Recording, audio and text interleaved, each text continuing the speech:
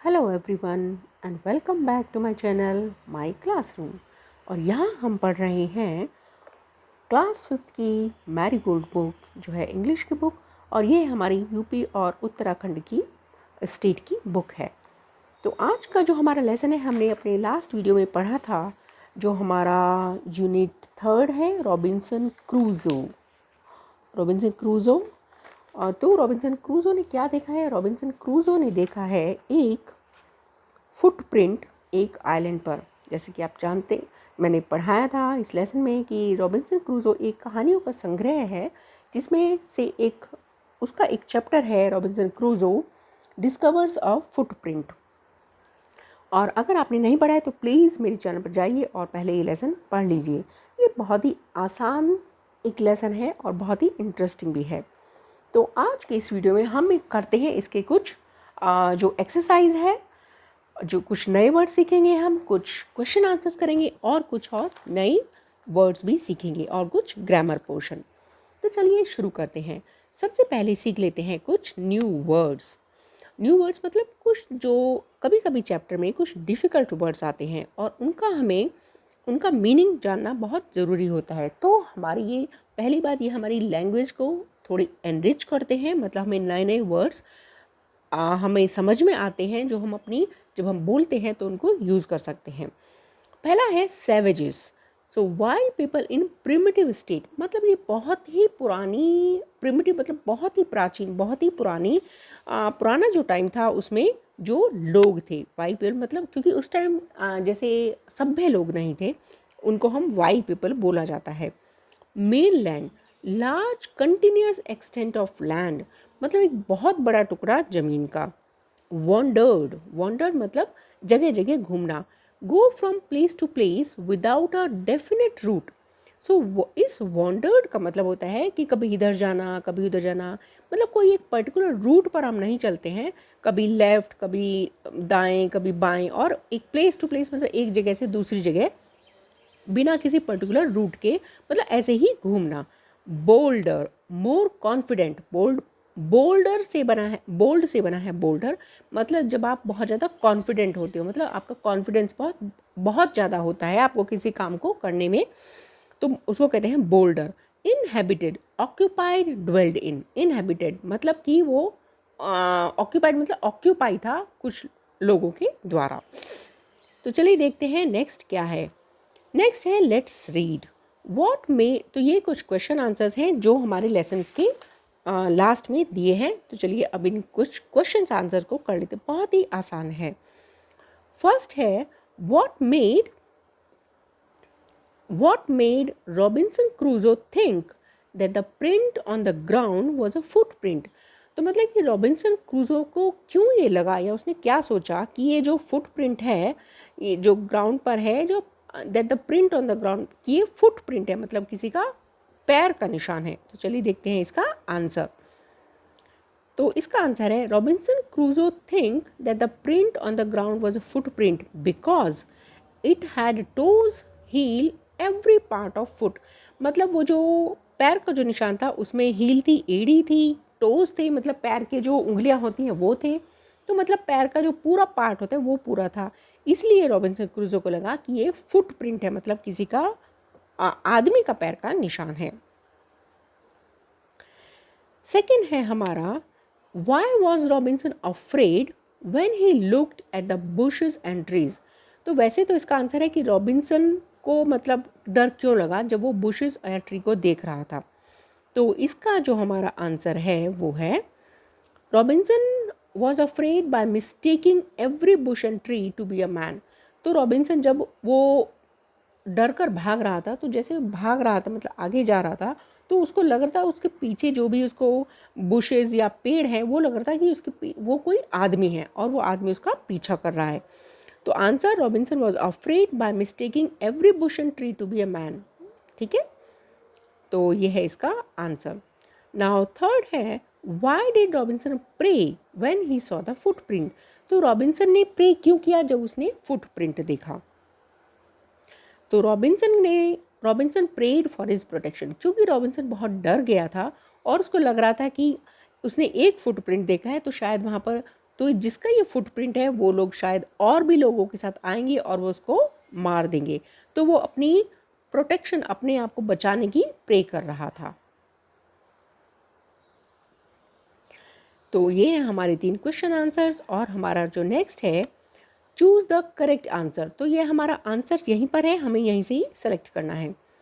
Robinson ran back to his home as fast as he could because Robinson अपने घर की तरफ भागा इतना तेज जितना वो भाग सकता था। तो was racing, was afraid, was in a hurry to go home. तो इन तीनों में से क्या है, वो क्यों अपने घर की तरफ भाग रहा था? बिकॉज ही वॉज अफ्रेड, वो बहुत डर गया था। Second, he could not sleep because number 1 there was an animal outside his cave. उसके केव के बाहर कोई एनिमल था। He thought savages had come from the mainland, कि वो जो सेवेजेस थे मतलब जो फुटप्रिंट जिसके निशान थे वो मेन लैंड से आए हैं। और हिज बेड वॉज अनकम्फर्टेबल, उसका जो बेड है वो अनकम्फर्टेबल है। तो इसका आंसर है second, he thought savages had come from the mainland, कि वो जो मेन लैंड, जो दूसरी जो जगह है, जो मेन जो लैंड है वहाँ से वो लोग आए हैं। तो यही उसका रीज़न था उसको नींद नहीं आने का। Why was Robinson Crusoe sure that it was not his footprint? अब रॉबिन्सन क्रूजो को क्यों ये लगा कि ये उसके पैर का निशान नहीं है? Number 1, it did not look like a human footprint, कि ये मतलब किसी आदमी के पैर का निशान नहीं है। It looked smaller than his, वो उसके पैर के निशान से छोटा था। Third, he had not come to this part of the beach in long time. तो this is the correct answer, क्योंकि जब बाद में उसने सोचा कि वो तो बीच के इस तरफ आया ही नहीं था, तो इसलिए ये उसका पैर का निशान नहीं हो सकता।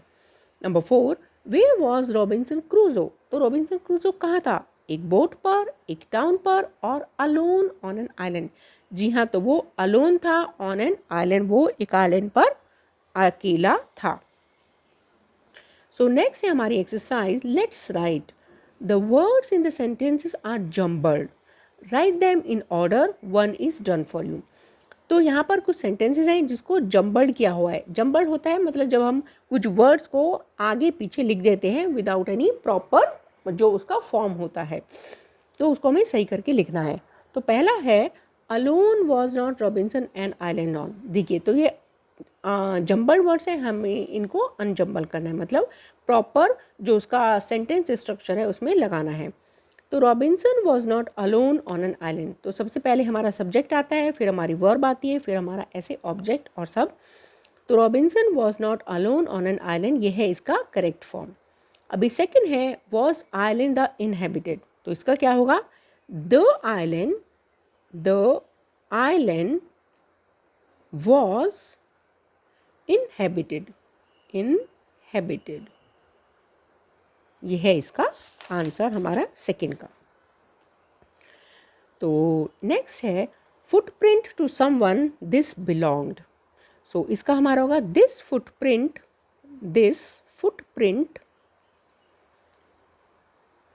Belonged to someone. Next, I around me looked. So I looked around me, मतलब उसने अपने ही चारों ओर देखा। I went towards footprint large, तो इसका क्या होगा? I went towards मतलब उसकी तरफ, I went towards the large footprint, ये होगा ऐसे। Next, was afraid I now, तो इसका होगा नाउ आई वॉज अफ्रेड, तो अब मैं बहुत डर गया था। तो ये है हमारे इसके correct sentences. Next, fill in the blanks with the correct word. अभी यहाँ पर ये जो हमारे कंजंक्शंस हैं ये हमारे ग्रामर पार्ट होता है। तो कंजंक्शन हम यूज़ करते हैं जब हमें या कभी या तो दो सेंटेंसेस को जोड़ना होता है, या कभी कभी दो डिफरेंट वर्ड्स के बीच में भी हमें एक कंजंक्शन यूज़ करना होता है।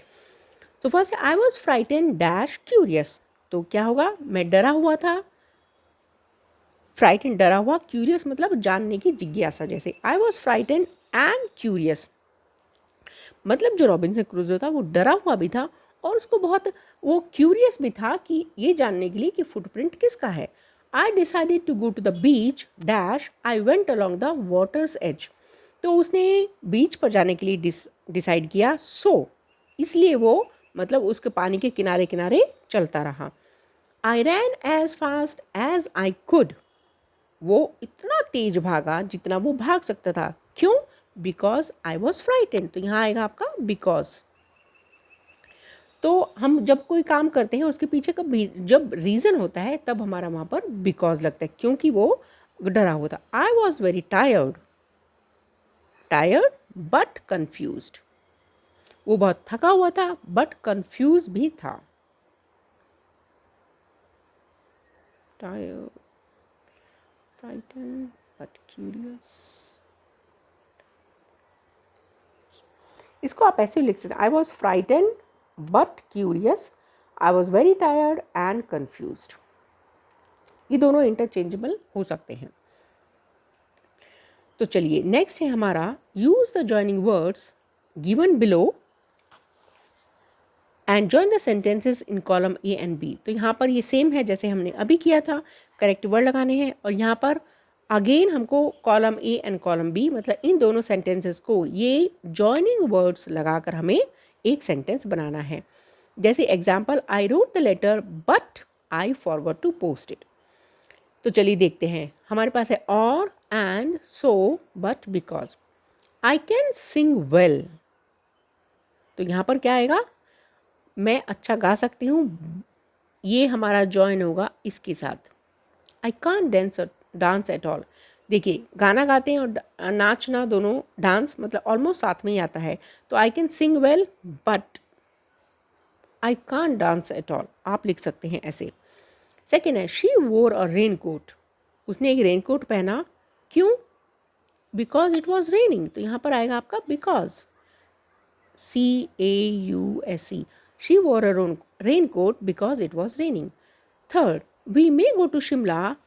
और ये तो इसके साथ हो गया. यहाँ पर ये आएगा we may go to Darjeeling. अब यहाँ पर हम शिमला जा सकते हैं और दार्जिलिंग जा सकते हैं. तो यहाँ पर आपके पास चॉइस है. जब चॉइस होती है तो हम और लगाते हैं. We may go to Shimla और we may go to Darjeeling. ये और.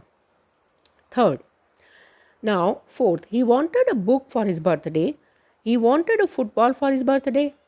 अब ये देखिए ही उसको एक बुक भी चाहिए और उसको फुटबॉल भी चाहिए. तो यहाँ पर आपका आएगा and. He wanted a book for his birthday and he wanted a football for his birthday. He miss the school bus. तो he was late to school. He miss the school bus so he late to the school. So he was late. उसने school bus miss कर दी इसलिए वो school के लिए late हो गया. है ना सिंपल. तो यहाँ I can sing well but I can not dance at all. She wore a rain coat because it was raining. क्योंकि वहाँ पर बारिश हो रही थी, ये रीज़न था. We may go to Shimla और we may go to Darjeeling. या तो यहाँ या वहाँ. तो दो चॉइस के साथ हम और लगाते हैं. ही wanted a book and he wanted a football. मतलब उसको बुक भी चाहिए और फुटबॉल भी चाहिए. ही miss the school bus so he was late. तो रीज़न था तो इसलिए हम यहाँ पर सो लगाएंगे. तो ये हो गई हमारी एक्सरसाइज फॉर द रॉबिन्सन क्रूजो की. आई होप आपको समझ में आई होगी. अगर कुछ भी समझना है तो please feel free right in the comment box. आपको जो भी समझना है दोबारा से. और अगर चैनल अच्छा लगता है तो प्लीज़ सब्सक्राइब कर दीजिए. और मिलेंगे अगले वीडियो में. तब तक के लिए बाय बाय. Take care. पढ़ते रहिए, सीखते रहिए और मेरे चैनल को लाइक और सब्सक्राइब और शेयर करते रहिए. Oh wait. अभी तो एक और चीज़ बाकी है. Let us create a pyramid. तो यहाँ पर जब भी हम let us create a pyramid, एक ये बहुत ही अच्छा आप कह सकते हैं एक्सरसाइज है. इसमें मतलब मैंने काफ़ी सारे लेसन्स में है जिससे हम नए नए वर्ड सीखते हैं. तो चलिए देखते हैं क्या है हमारा. Create a pyramid. Use the following clues. A 2 letter word beginning with B. तो हमारा सबसे पहले आता है बी मतलब होना. A 3 letter word beginning with C. C के साथ है कैन मतलब I can do this. A 4 letter word beginning with door. ये हमारे लेसन में ही है DOOR. 5-letter word beginning with E, eager. Eager का मतलब होता है जानना. As he was curious. A 6-letter word beginning with F. यहाँ पर आप लिख सकते हैं fables. BLES, fables. fables होती है यानी कहानियाँ.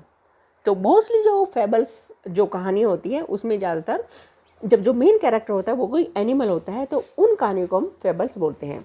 तो अब आप मेरे चैनल को लाइक कीजिए, शेयर कीजिए और सब्सक्राइब कीजिए और मिलेंगे अगले वीडियो में. तब तक के लिए thank you, bye bye, take care.